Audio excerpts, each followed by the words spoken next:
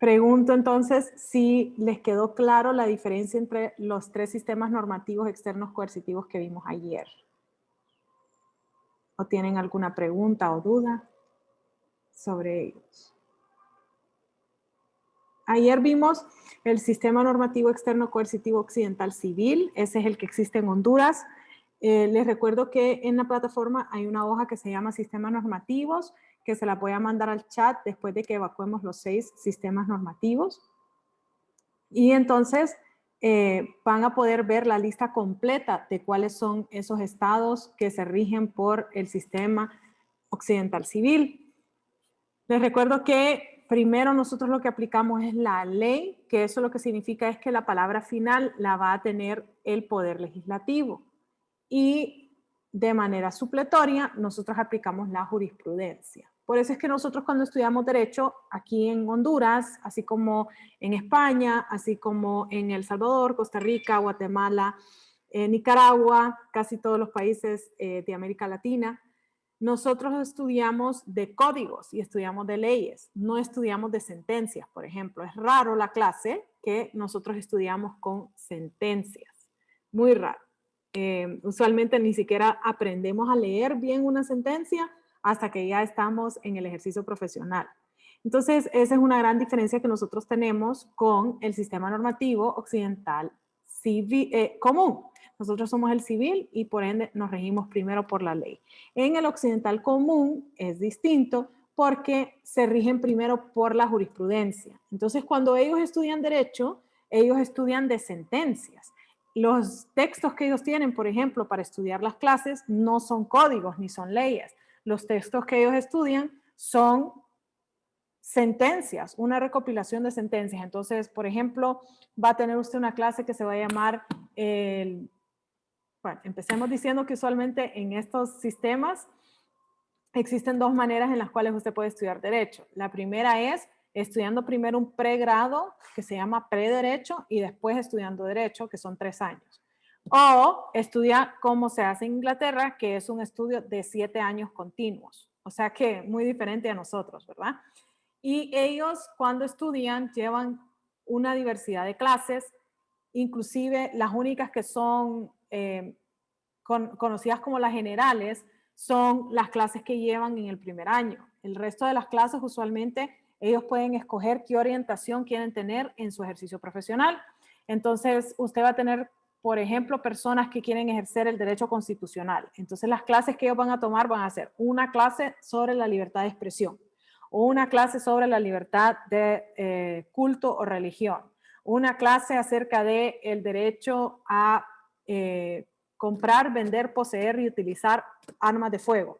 Entonces así es como llevan ellos sus clases y los textos que ellos manejan son sentencias que ha emitido la Corte Suprema sobre ese tema en especial. Entonces esa es la manera en la cual ellos estudian. ¿Por qué? Porque la palabra final la va a tener para ellos la Corte Suprema de Justicia, porque esa es su primera fuente formal. La segunda fuente formal que ellos tienen, o sea, de manera supletoria, ellos lo que miran es la ley. ¿Okay? Entonces esa es la diferencia entre nosotros y ellos. Somos el total opuesto.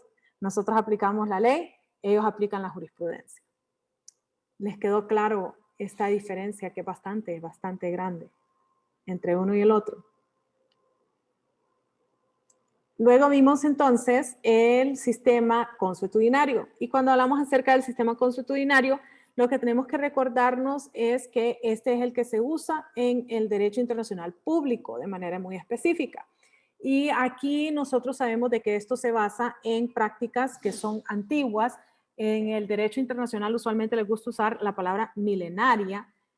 No necesariamente significa que tiene que tener 1000 o más años, pero obviamente si estamos hablando del continente asiático, el continente europeo, el continente de Euroasia, como le han decidido llamar muchos, el Medio Oriente, sí sabemos de que existen tradiciones que están documentadas, que tienen sus textos y que realmente nosotros podemos estudiar, que tienen más de 1000 años.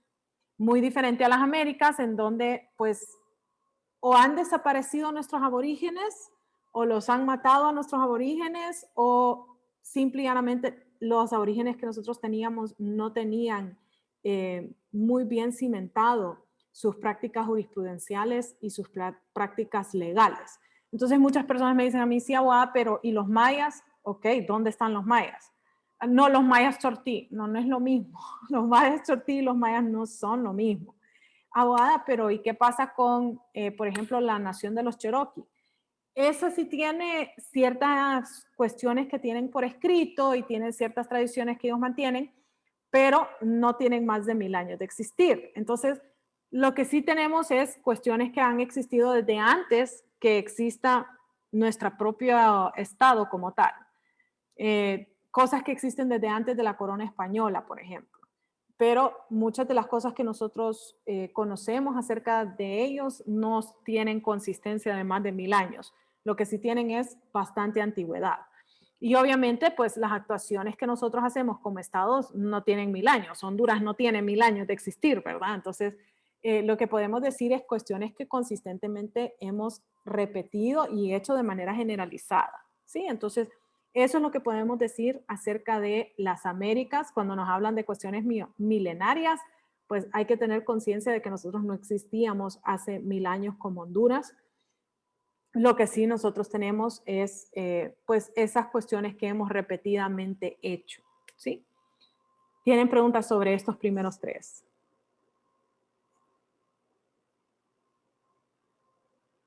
Ok, entonces el día de hoy vamos a ver cuáles son los otros tres sistemas normativos externos coercitivos. Vamos a empezar con una explicación de cuál es el hilo que conecta a estos tres sistemas que vamos a estudiar. Lo primero que vamos a decir es que estos tres sistemas, si ustedes se visualizan, es importante porque más del 80% del mundo cree de alguna manera que estos son sistemas normativos que son externos y que no necesariamente son coercitivos. Es decir, que más del 80% del mundo cree que esto es lo correcto. Cuando hablamos del 80% del mundo, estamos hablando en extensión territorial, porque si nos vamos ya a la población, ya estaríamos hablando de un número más reducido. ¿Por qué? Porque tenemos China e India que no necesariamente creen en estas religiones abrahámicas. ¿Cuáles son las características de estas religiones abrahámicas? Les presento cuáles son las tres religiones abrahámicas que nosotros conocemos como las dominantes, las religiones dominantes a nivel mundial. Iniciamos con la que más número de seguidores tiene, que es el cristianismo. El cristianismo significa que son seguidores de Cristo. Punto. Eso es todo lo que significa. No significa de que usted es católico, no significa de que usted es protestante, no significa que nos vamos a separar uno de los otros, no. Tenemos que mentalizarnos y saber que cuando hablan de los cristianos a nivel internacional, están hablando de todos los que creemos en Cristo, seguimos a Cristo, ¿sí? Entonces, esos somos los cristianos. Nosotros componemos más del 30% de la población mundial. Si no me equivoco, estamos en 34% de la población a nivel mundial en estos momentos. 34% del mundo sigue la religión cristiana. Luego tenemos la segunda en número, que es la religión islámica, que muchos conocen como la religión musulmana. De esos, a nivel mundial, tenemos el 25%.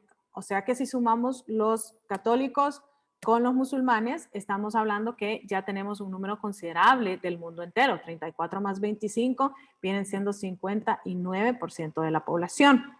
Y luego tenemos la que menos seguidores tiene de la religión abrahámica, las tres religiones abrahámicas, que es el judaísmo. Y el judaísmo solo representa el 0.2% de la población mundial. O sea que es un número muy reducido de personas que sigue el judaísmo. Todo para decirles que a nivel mundial, de los seres humanos que somos, aproximadamente el 60% somos seguidores de religiones abrahámicas.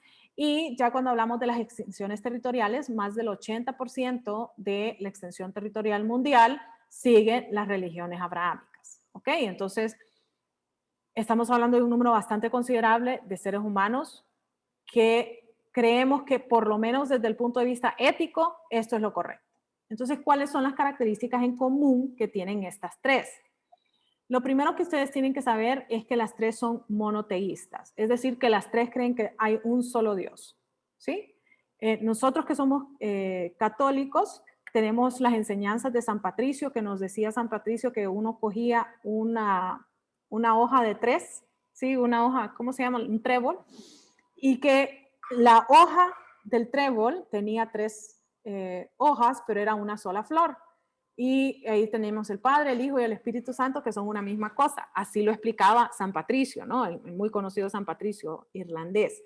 Pero también tenemos otras partes de la religión cristiana que nos hablan de que nosotros solo tenemos un Dios que se mira representado en tres personas, Padre, Hijo y Espíritu Santo. Para los musulmanes, ellos creen que existe Dios sobre todas las cosas, Dios Padre es el que existe más allá de cualquier otro y que nosotros lo que tenemos que hacer es obedecer a Dios Padre. Eso es lo que ellos creen. Y luego está el judaísmo, que básicamente de ahí es donde vienen nuestras tradiciones, o muy conocido como el Antiguo Testamento para nosotros los cristianos, en donde ellos creen que está Dios Padre. ¿Sí? Ellos creen que está Dios Padre y ellos están, la gran mayoría de ellos, esperando la venida de Jesucristo, de Dios Hijo. Están esperando la venida de Él. O sea que ellos anuncian que Él va a venir, pero supuestamente todavía no ha venido. Lo segundo que tenemos que saber que tienen en común estas tres es que son proféticas, es decir, que ellos creen que existe uno o más profetas. Entonces, para los que estudian y leen el Antiguo Testamento, nosotros sabemos que hay varios profetas, pero uno de los más conocidos de ellos es Abraham. Abraham también nosotros lo conocemos en el Nuevo Testamento porque se cumplen las profecías que él tenía con el Nuevo Testamento. Y los musulmanes siguen también creyendo en Abraham. Entonces, las tres son religiones que son proféticas porque tenemos profetas. Diferencia entre el musulmán y el cristiano es que el musulmán realmente piensa que Jesucristo fue un profeta, no que fue hijo de Dios, sino que fue un profeta, el profeta favorito, decían ellos, de Dios. Y que después de Jesucristo hubo otro profeta que se llamaba Mahoma. Esa es la diferencia, ¿sí? En los tres tenemos revelaciones que suceden. ¿Cómo suceden? Por una cuestión divina. Un árbol que está en fuego, en llamas, nos habla. Yo subo a una montaña y se me dan unas tabletas. Y ya cuando venimos al cristianismo, se le revela a la Virgen María de que ella está embarazada. El ángel Gabriel va y se lo dice. Estas son revelaciones que son divinas. Y cuando ya hablamos del Islam, también se supone que el profeta Gabriel se le apareció a Mahoma. Entonces, en las tres religiones existen revelaciones que son divinas, que nos dicen cuáles son las cosas que van a pasar y qué es lo que está Dios queriendo en nuestra vida, ¿sí? Luego tenemos de que existe una ética como hilo conductor común, que es que existe el bien y que existe el mal, y que nosotros le debemos obediencia a lo divino. O sea, eso es una cuestión común entre las tres. La otra cosa que tenemos es que los tres creemos en el Génesis, es decir, que los tres creemos de que ya sea que usted piensa de que existió el Big Bang o que existió cualquier otra teoría del inicio, que fue una explosión, que fue una implosión, que todas esas teorías que nosotros mirábamos en la escuela, aunque usted crea en todo eso, usted todavía tiene la idea de que alguien tuvo que crear las cosas para que eso sucediera. Entonces, tenemos eso del hilo conductor de que los tres creemos de que hubo una creación, que alguien inició todo lo que tuvo que suceder para que nosotros existiéramos. Entonces, eso es un hilo conductor. Obviamente, si creemos en el Antiguo Testamento y creemos obviamente en el Génesis, las tres creen de manera tajante de que el hombre fue creado a imagen de Dios. Entonces, esas cosas son muy importantes cuando nosotros las analizamos desde el punto de vista legal, porque nosotros vemos cómo eso se arrastra a nuestras teorías legales, de que como somos creados a imagen y semejanza de Dios, tenemos que respetar no solo al ser humano, sino que a todas las otras creaciones de Dios. El derecho ambiental, señores, ¿verdad? El derecho ambiental, muy importante. Luego tenemos de que va a haber un momento en donde vamos a ser juzgados. En algún momento alguien nos va a juzgar, ya sea que es Dios, ya sea que es Jesús, ya sea que es Mahoma, depende de qué es lo que usted cree, pero alguien nos va a juzgar, ya sea en el momento de nuestra muerte, en el momento del fin del mundo, en algún momento alguien nos va a juzgar por los actos que hemos cometido. Entonces va a haber un juicio. Y además de eso, los tres creen mucho en las cuestiones del desierto. ¿Por qué? Bueno, en el Antiguo Testamento, en cuestiones de Israel, Egipto, sí existía el desierto, eso era la realidad que ellos tenían. Para nosotros que somos cristianos, los 40 días del desierto, muy importante esos 40 días que estuvo Jesús en el desierto, ¿verdad? Entonces, vemos que tenemos eso de la importancia del medio ambiente, la importancia del desierto. Y para los mahometanos, los islámicos, Mahoma tuvo revelaciones adentro de las cuevas del desierto. Entonces, en las tres se habla mucho acerca del desierto. Y obviamente las tres creemos en Abraham. ¿Qué significa esto? Esto significa de que se crean cuestiones que son éticas y se pasan a cuestiones que son legales. Entonces, ¿qué es lo que tenemos en el sistema normativo? Que es el primero que vimos, el que solo tiene el 0.2% de la población a nivel mundial. ¿Qué es lo que tenemos con ese sistema normativo judío? Lo primero que tenemos es que es conocido como la ley halakha, rabínica o talmúdica. Esta es la manera en la cual popularmente es conocido este derecho, este sistema normativo judío. Pero en realidad su nombre es Sistema Normativo Externo Coercitivo Judío. Lo segundo que tenemos que saber es que lo primero que se aplica y por ende lo que usted va a referirse como última palabra son 613 reglas que fueron creadas para todo buen judío. Esas 613 reglas tienen cosas muy interesantes, como por ejemplo tiene que haber un mitzvot. Mitzvot se llaman, cada una de estas 613 reglas se llaman mitzvot. Entonces tiene que haber, por ejemplo, una primera bendición sobre el recién nacido. Ahí es donde se hace la circuncisión del niñito varón. Además de eso, tiene que haber un bar mitzvah, que es cuando usted ya entra a la pubertad, que nosotros a veces lo equivalemos en las cuestiones cristianas a nuestra primera comunión, o sea que ya tenemos algo de razonamiento, ya podemos nosotros tomar ciertas decisiones, aunque no enteramente autónomos todavía. Pero también tenemos ciertas reglas que son como, por ejemplo, que ellos no pueden comer carne con producto de carne. O sea que ellos no pueden comer, por ejemplo, una hamburguesa con queso, porque usted estaría comiendo vaca y estaría comiendo algo que está hecho a base de la leche de la vaca. Entonces ellos no pueden comer hamburguesa con queso, ni hablarles acerca del cerdo, porque el cerdo solo puede matarse de manera muy específica y no se puede comer bacon. Entonces, una hamburguesa con queso y bacon, ellos no la deberían de poder probar. Obviamente sucede que así como nosotros los cristianos tenemos reglas y las quebramos, pues ellos también. Otra de las cosas que no pueden hacer en relación a la comida es comer langosta. Ellos no deberían de poder comer langosta porque solo los animales acuáticos que tienen, wow, siempre se me da la palabra. He dado esta clase tantas veces y siempre se me da la palabra. Anguilas, ¿cómo se llama? No anguilas. ¿Cómo respiran los peces? Páncreas. Páncreas. Ok, branquias. Siempre que ellos puedan, Branquias. siempre que ellos puedan tener un animal del mar que los posea, entonces ellos pueden comerlo, pero la langosta no las posee, el camarón no las posee. Entonces ellos no pueden comer camarones, no pueden comer langosta, no pueden comer pulpos. Sí, entonces muchas de los animales del mar ellos no la pueden comer. Luego tenemos otras reglas que la gran mayoría de los judíos no siguen. Como cuál, abogada, como por ejemplo, una buena mujer judía no debería enseñarle su pelo a una persona que no sea su esposo, su línea ascendiente directa, o sea, papá, abuelo, y su línea descendiente directa, o sea, sus hijos, sus nietos. Si usted no es una de esas personas, entonces la mujer judía no debería de poder enseñarle su pelo. Eso significa que las mujeres judías tradicionales tienen que usar peluca.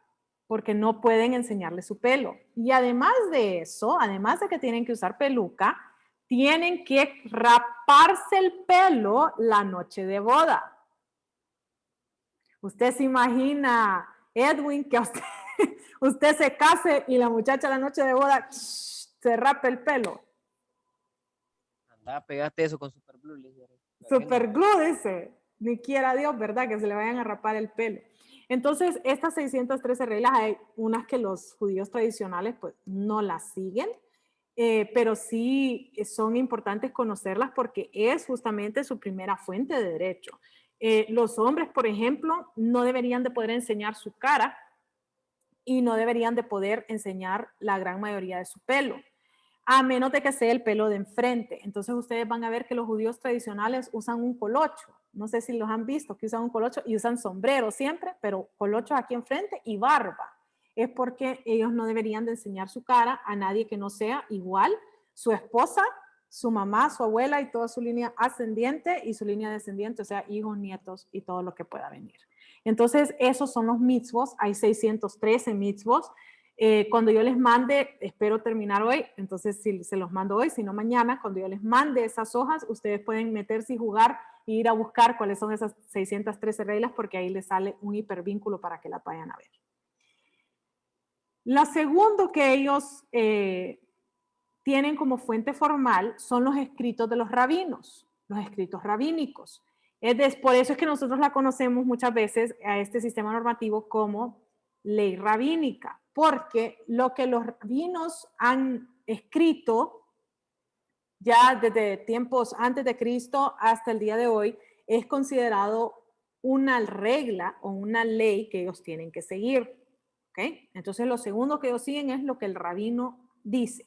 Obviamente es mucho más importante lo que mi rabino de mi sinagoga me diga a lo que otro rabino de otra sinagoga pueda decir. O sea que es muy regional esto de las disposiciones de los rabinos. La tercera fuente que ellos tienen, además de las cuestiones del rabino, existe el Misna y existe el Talmud. El Misna es los escritos que los rabinos tienen sobre el Antiguo Testamento, que ellos llaman el Torah, que ellos tienen dentro de sus sinagogas. Es decir, cada sinagoga tiene su propia Torah escrita y el rabino va haciendo anotaciones sobre el Torah. Entonces, esa es muy importante porque obviamente no solo es que el rabino escribió algo, sino que ya tenemos sinagogas que tienen más de 2000 años de existir. Si usted va a lugares como Israel, existen sinagogas que tienen, o sea, miles de años de existir y en ellas usted puede encontrar escritos de los rabinos a través del tiempo. Ese es el Misna. No es el mismo Misna al que puede tener una sinagoga de aquí de Honduras, que lo que tiene de existir, no sé, tal vez unos 100 años, ¿verdad? Y luego tenemos el Talmud, y el Talmud es el Torah oral, es decir, lo que dicen los rabinos acerca del Torah. Ese es el Talmud. Y obviamente va a ser diferente de una sinagoga a otra. Todo eso para componer los escritos de los rabinos. Una no tiene, pues, fundamento preciso o está pegado con el Torah, que son los escritos de ellos, pero el Misna y el Talmud sí, porque el Misna es el mero libro y tiene las anotaciones y el Talmud ya es como nosotros lo hemos dicho oralmente. La tercera fuente que tenemos son los libros sagrados y en el caso de los judíos tienen el Torah, que nosotros conocemos como el Antiguo Testamento, y tienen el Shulchan Aruch, que es parte de los libros donde a ellos les dicen cómo se tienen que comportar como buenos judíos, ¿sí? O sea, como un manual, por decirlo de alguna manera, ¿no? ¿Qué tengo y no tengo que hacer? ¿Cuál influencia tiene este sistema normativo? La religión judía, que es la primera religión abrahámica, ¿sí? La más antigua. No es por el número, sino que por la antigüedad es la primera religión abrahámica. Entonces su influencia es la religión judía. ¿Y dónde se practica? Se practica en Israel. O sea que sí existe un estado a nivel mundial que dice de manera sustantiva, nosotros vamos a aplicar todo lo que tenga que ver con el sistema judío. Esta es nuestra ley. Por eso es que ustedes van a ver, por ejemplo, de que en Israel no se trabaja el sábado, porque el sábado es el Sabbat. ¿no? Entonces ellos no pueden trabajar el sábado, ellos, dependiendo de qué tan tradicionales sean, pues no pueden ni siquiera encender la luz de su casa. Usualmente los cristianos que viven en Israel venden sus cosas ese día porque los otros no pueden comprar, no pueden vender, no pueden hacer nada. Entonces ellos contratan a ciertos cristianos a que les vayan a suplir ese trabajo que deberían de poder hacer ellos. Entonces, ellos en Israel aplican la ley judía de manera sustantiva. De manera procesal, ellos aplican el sistema normativo externo coercitivo occidental común. Eso es de manera ya procesal. ¿Cómo vamos a hacer un juicio? ¿Cómo lo vamos a llevar a cabo? ¿Cuáles son las partes que tienen que estar? ¿Va a ser oral? ¿Va a ser escrito? Todo eso ellos lo manejan desde el punto de vista del occidental común. Pero la ley sustantiva, lo que vamos a aplicar adentro de un juicio es esto. Es lo que sale en estos textos sagrados que ellos tienen. Entonces, bien interesante ver que existe esto, ¿no? El segundo sistema normativo externo coercitivo que es de la religión abrahámica es el sistema canónico. En el sistema canónico también es conocido como el derecho canónico, o sea que es uno de las, yo creo que la única que realmente una de las cosas es igual a la otra. Entonces el sistema normativo externo coercitivo es conocido también como el derecho canónico. Este derecho canónico tiene como primera fuente los textos divinos. Eso para efectos de nuestra clase y para efectos de lo que se aplica es la Biblia católica.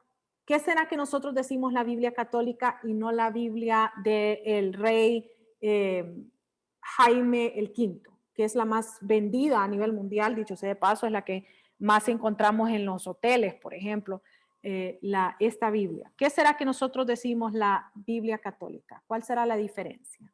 ¿Alguien sabe?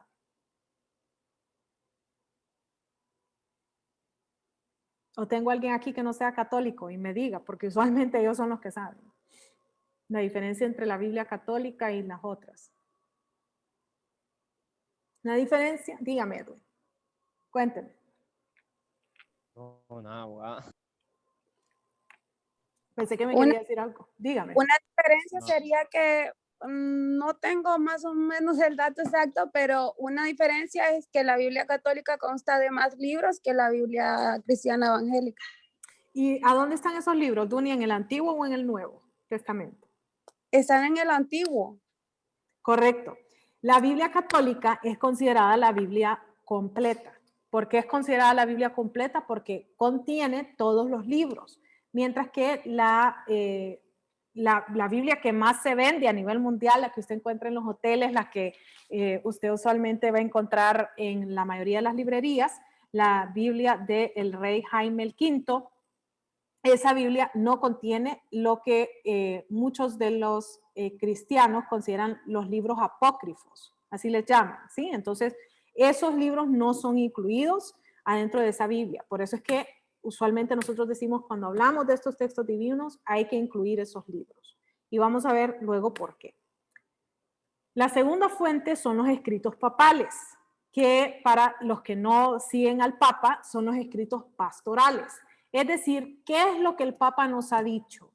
Obviamente la Iglesia Católica tiene mucha más riqueza en estos textos, en estos escritos, por la única y sencilla razón de que estos libros y estos textos tienen desde el año 300 básicamente de existir. ¿Dónde están todos estos libros? ¿Dónde están todos estos textos? Están adentro de algo que se llama la Biblioteca del Vaticano, y gracias a la tecnología moderna, pues entonces usted puede ir a internet y buscarlos y los encuentra.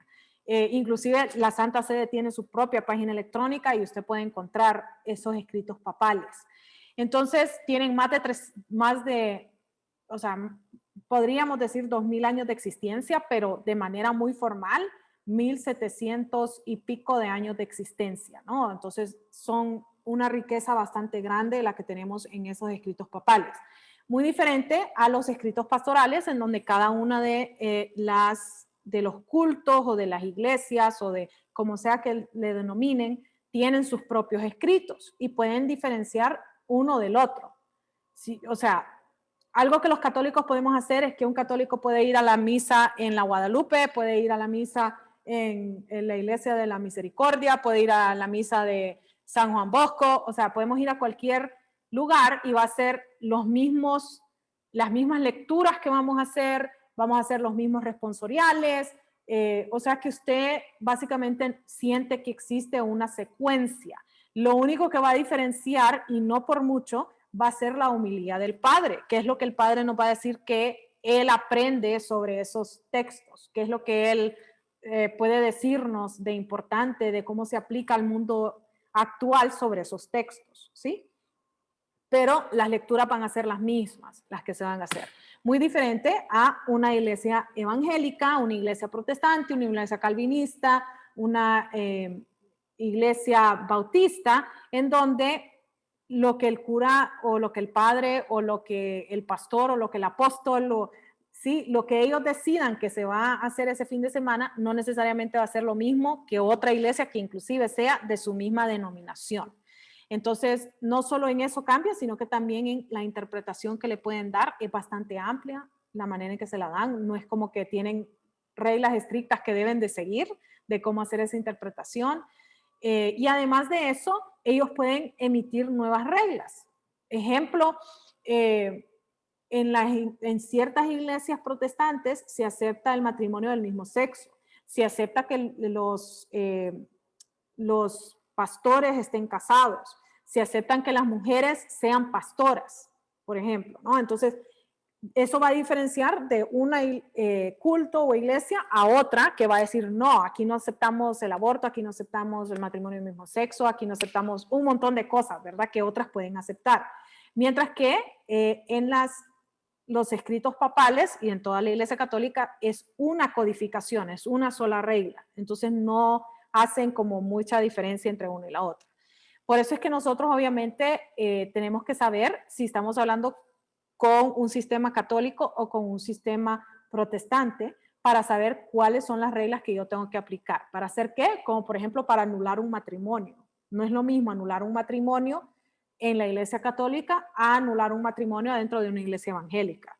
Solo por el tiempo mismo, ¿verdad? Anular un matrimonio en la iglesia católica lleva años. Y cuando les digo años no es 2 o 3. Les estoy hablando de que muchas veces puede pasar 10 y 15 años y todavía su matrimonio no está anulado. Entonces, muy diferentes los procedimientos, muy diferentes las reglas que nosotros aplicamos y es justamente por esa historia que tenemos acerca de qué es lo que nuestros pastores antes han dicho en esta misma iglesia oculto o qué es lo que los papas han dicho sobre este tema. Luego tenemos como influencia que es la religión cristiana católica. Obviamente decimos que esa es la mayor influencia porque es la que mayor tiempo tiene de existir. Y muchas de las cosas que hacen, especialmente Martín Lutero, es reaccionar a la Iglesia Católica. ¿Sí? Quiero que cambien. Y él tenía su lista de 80 cosas que quería que cambiara la Iglesia Católica, ¿no? Dicho sea de paso, de la lista de 80 ya se cumplieron más de 70. La que no se ha cumplido es que se casen los curas y que las monjas puedan ser también curas. Sí, eso es lo que no ha sucedido de manera muy importante adentro de las 80 cosas que él pedía. Pero la gran mayoría de cosas ya se hacen, como por ejemplo que la Biblia esté escrita en el idioma en el cual usted puede hablar, puede entender, puede leer. Sí, esa era una de las cosas que decía Martín Lutero, que el cura debería de ver a los feligreses cuando da la misa. Eso también ya se hace. Que la misa debería de ser en el idioma del lugar donde usted esté o del idioma de que más hablan sus feligreses. Eso también ya se hace. Entonces, muchas de las cosas que Martín Lutero pidió ya se hacen en la Iglesia Católica. Es interesante esa parte. Y obviamente también tiene la influencia de la religión judía. ¿Por qué? Porque el Antiguo Testamento es básicamente lo que la religión judía cree. Esto lo que significa es que también es una religión abrahámica, ¿sí? ¿Dónde es practicada? Es practicada en la Santa Sede. de manera muy exclusiva, ellos en la Santa Sede, que es un estado reconocido por Naciones Unidas, practican el derecho canónico. ¿Cómo lo hacen? Lo hacen de manera conjunta con el sistema común, ¿sí? El occidental común. ¿Por qué? Porque todos los procedimientos ellos los evacúan como se evacuaría en un sistema como el de Honduras.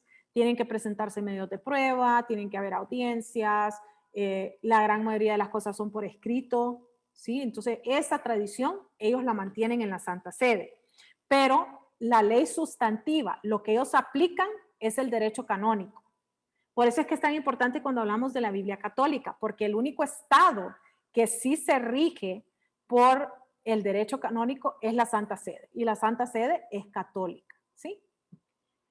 Algo muy interesante, una curiosidad que existe es que dentro del derecho canónico existe una figura, y esa figura es el abogado del diablo. ¿Alguna vez ustedes han escuchado hablar del abogado del diablo?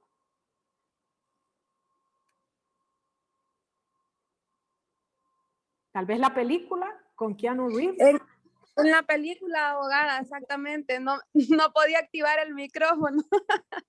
Miré la película.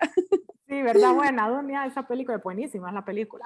Pero la figura del abogado del diablo existe adentro del derecho canónico para algo bien especial, para cuando nosotros estamos investigando a una persona para ver si la vamos a convertir en santo. Para que nosotros podamos convertir a una persona en santo, tiene que haber un juicio, y el juicio que se hace es sobre si esa persona es o no es santo. Y de ahí sale la figura del abogado del diablo y del abogado de Dios. El abogado del diablo lo que hace es buscar todos los pecados que pudo haber cometido esta persona. Todos. Entonces, si existe algún ejemplo de que esta persona se ha comportado de manera equivocada, él es el que lo busca, el abogado del diablo. Y el abogado de Dios lo que busca son las cosas que él hizo que son buenas. Las cosas que él hizo que en su vida hicieran que él fuera admirado como un buen cristiano o como una buena cristiana. Y obviamente lo que es muy conocido, que le digo que es muy conocido porque últimamente veo yo que en la televisión sale bastante cuando van a beatificar a alguien, que es cuando ellos hacen el análisis de si se dieron o no se dieron milagros que fueron justamente provocados por estos santos, ¿no? Ya una vez muertos. Entonces, este abogado de Dios es el que hace esa investigación y lo presenta en juicio. Y el abogado del diablo hace la otra investigación y lo presenta en juicio. Entonces, súper interesante que exista, ¿verdad? Realmente en un sistema legal, algo que se llama el abogado del diablo y algo que se llama el abogado de Dios. Eso existe. Eso está dentro del códex, así se llama el código que utiliza la Iglesia Católica, el códex. Y es aplicado en juicio. Ellos se paran y hacen una presentación oral y el otro puede hacer objeciones y todo. O sea, es súper interesante ese proceso legal. Y luego hay uno o más jueces que deciden si se va o no se va a seguir con la causa debido a lo que ha presentado el abogado del diablo y lo que ha presentado el abogado de Dios. Obviamente esto tiene ramificaciones porque nosotros tenemos películas que se llaman El abogado del diablo y muchas veces a nosotros hasta nos dicen, uy, vos estás actuando como el abogado del diablo. Pero es bien importante que exista esa figura. Ahí es donde vemos que existe la dualidad, ¿verdad? Que obviamente usted puede decir que esta persona es muy buena y todo lo demás, pero tenemos que investigarla bien, que eso es lo que hacemos dentro de un juicio. Entonces, muy interesante esa parte. Y ya, por último, tenemos el sistema normativo externo coercitivo islámico. Este sistema también es llamado ley sharia. Así es como lo conoce la gran mayoría de las personas, ley sharia. Pero obviamente tiene su nombre formal, así como todos los otros sistemas, y el nombre formal es islámico. Su primera fuente son textos divinos. Ellos tienen dos. Ellos tienen el Corán y ellos tienen el Sunna. El Corán es, y quiero que me escuchen bien, el Antiguo Testamento, una mezcla del Nuevo Testamento con las enseñanzas de Mahoma. O sea que para ellos es como una trilogía. Nosotros los judíos son la parte 1, la parte 2 somos nosotros los cristianos y la parte 3 son ellos, ¿sí? Son una trilogía. Ellos, algo bien interesante sobre el Corán, por ejemplo, es que el libro número 13 está dedicado a la Virgen María y ellos rezan el rosario. O sea, y usted diría, ¿qué? ¿Un musulmán tiene un libro que ni siquiera los católicos tenemos? Que para los católicos es muy importante la Virgen María, ¿no? Y nosotros los católicos no tenemos un libro en la Biblia que nos habla de manera exclusiva sobre la Virgen. Eso no sucede. Pues los musulmanes sí. Ellos tienen un libro entero dedicado a la Virgen María, como les digo, el número 13, y rezan el rosario. Inclusive usted va a encontrar en ciertas iglesias católicas que se reza el rosario a las 3 de la tarde, por ejemplo, usted va a encontrar gente musulmana rezando el rosario al lado de los católicos. Y usted queda como, qué interesante. O sea, ¿qué hacen aquí? Pero ¿qué es lo que está sucediendo? Y usualmente los curas lo que le dicen a uno es, mire, tranquilo, tal vez así se convierte, ¿verdad? Pero eso es algo bien interesante que tiene el Corán. Y luego tenemos el segundo libro divino que ellos tienen, que es el Sunnah. Y el Sunnah es bien interesante porque el Sunnah lo que hace es que relata desde el punto de vista de los profetas que tenía Mahoma, qué fue lo que sucedió cuando Mahoma estaba vivo. Vamos a ver cuántos buenos cristianos tenemos acá. Nosotros tenemos algo similar en nuestra Biblia, en nuestro Nuevo Testamento, que los profetas y los apóstoles hablaban acerca de lo que había hecho Jesús.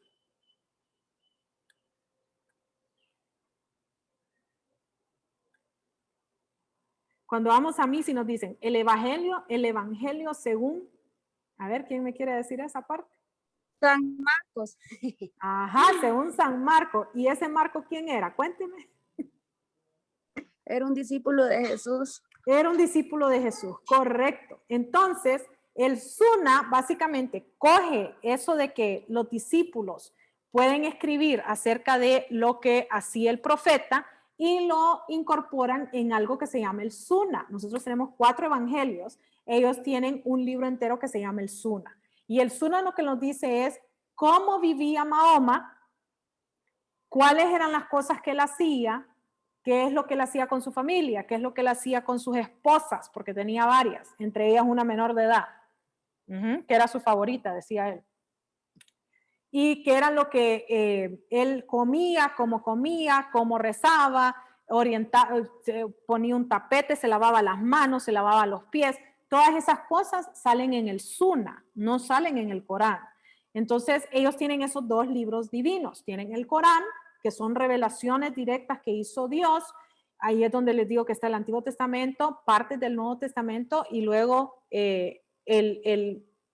la doctrina de Mahoma, ¿sí? Entonces están los 3 libros. Y luego está el Sunnah, que lo que nos dice es cómo se comportaba, o sea, los evangelios de los discípulos de Mahoma. Entonces ellos tienen esos 2 libros divinos y son separados, ellos los han separado. Lo segundo que ellos aplican son fatwas. Fatwas son la jurisprudencia que emiten los jueces y los jueces para ellos se llaman muftis. ¿Sí? Entonces, los fatwas son jurisprudencia que emiten, sentencias que emiten los jueces. Muy importante esa parte porque los fatwas existen algunos que son bastante radicales, como por ejemplo el más conocido de todos, el fatwa más reportado, es uno que hizo uno de los jueces iraníes, que dijo que el fatwa que él estaba emitiendo era abajo con los Estados Unidos de América, muerte a los Estados Unidos de América. Ese es uno de los fatwas más conocidos de todos. ¿Sí? Entonces, es bien interesante esos fatwas porque muchas veces uno dice, ¿qué sentencia puede decir algo así? Pero existen sentencias que dicen eso en justamente el derecho islámico. Lo tercero que nosotros aplicamos es lo que dicen los eruditos. Y existen 3 tipos de eruditos. Existen los ulemas, que son opiniones de juristas, es decir, lo que hemos estudiado derecho. Los ulemas solo lo pueden emitir los abogados, los jueces, los catedráticos, esos que conocemos el derecho. Esos son los ulemas. Luego tenemos los urfs, que los urfs son prácticas comunes, que es lo que siempre ha sucedido acá. ¿Sí? Entonces, Siempre ha sucedido de que cuando existe una fiesta, las mujeres tienen que estar con las mujeres y los hombres tienen que estar con los hombres. Las mujeres y los hombres no están mezclados adentro de una fiesta. ¿Y eso dónde lo dice? ¿Lo dice el Corán o lo dice el Sunna? Pues en ciertas partes lo dice, pero no de una manera clara. Pero nosotros milenariamente, dicen ellos milenaria y no es milenios porque no tienen 1000 años de existir, pero ellos dicen por mucho tiempo nosotros lo hemos hecho de esa manera que las mujeres están en su lado de la fiesta y los hombres están del otro lado y no se mezclan en una fiesta. Y luego está algo que se llama Lijad, que el Lijad es la doctrina. Y cuando hablamos acerca de la doctrina, lo interesante de ver ahí es que puede venir una doctrina de otro lugar, de otro estado, y traerla para acá. Es decir, si yo soy Irak, yo la puedo traer a Irán. Si yo soy Afganistán, yo la puedo traer a Irán, por ejemplo, o lo puedo llevar a Marruecos. ¿Sí? Entonces yo puedo jalar esa doctrina de un lugar a otro. Y la otra cosa que es muy importante, que es la diferencia entre una opinión, es que la doctrina está por escrito. ¿Sí? O sea, hay un libro, existe algo por escrito que me diga, yo he estudiado, este es un análisis, hago la comparación y esta es la doctrina que voy a emitir. Entonces eso es el Lijad. ¿Cuál es su influencia? Su influencia es la religión judía y la religión cristiana, porque como les digo, ellos son la parte 3, ¿sí? Como la trilogía de Star Wars, sí, como la trilogía de Star Wars, así igualito. Entonces está la parte 1, que es la religión judía, está la parte 2, que es la religión cristiana, y la parte 3, que son los islámicos, y como les comentaba, ellos también son una religión abrahámica. ¿Y dónde es practicada? Arabia Saudita, Libia, Nigeria, Omán y otros. Son casi 20 estados que aplican el derecho islámico de manera completa. O sea que tanto lo sustantivo como lo procesal, las dos son del sistema islámico. Ojo, ¿cuál es el problema con el sistema islámico? Que el sistema islámico lo que quiere es que todos seamos islámicos. El sistema islámico es el único que lo que quiere es cambiar los otros sistemas. Quiere que todos tengamos el sistema islámico y cualquier estado que no tiene el sistema islámico es problema y debería de ser cambiado.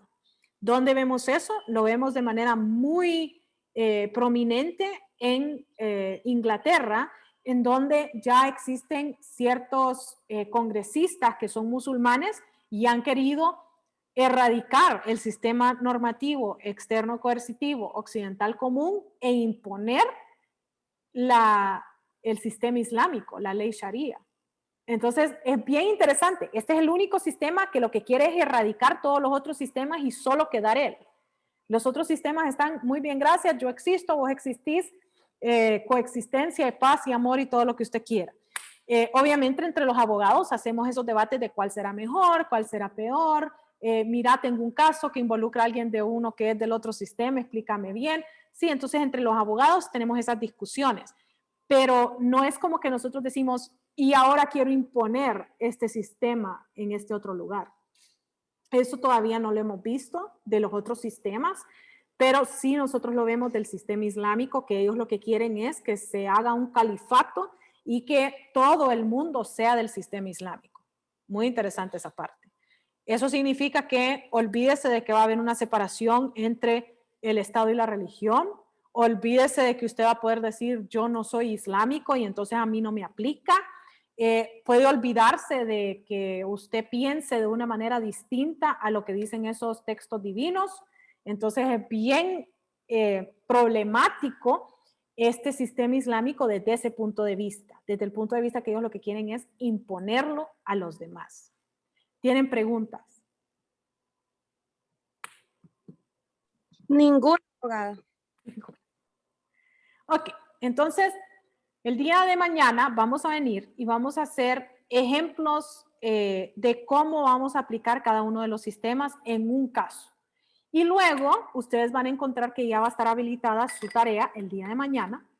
La tarea número, vamos a ver, número 4, si no me equivoco, para que ustedes puedan resolver en casa cada caso que ustedes pueden escoger entre 4, que ya están en plataforma, pero no están abiertos todavía, para que no se me apresuren. Quiero que hagamos primero los ejemplos en clase y después ustedes hagan los ejemplos en casa. Y ahí lo que vamos a hacer es ver cómo realmente es que un mismo caso puede tener diferentes soluciones dependiendo del sistema en el que estoy. ¿Sí? Entonces los espero mañana. Gracias por estar conmigo el día de hoy y que tengan un feliz resto de su día. Muchas gracias, igual abogada. Gracias, abogada. Buenas tardes.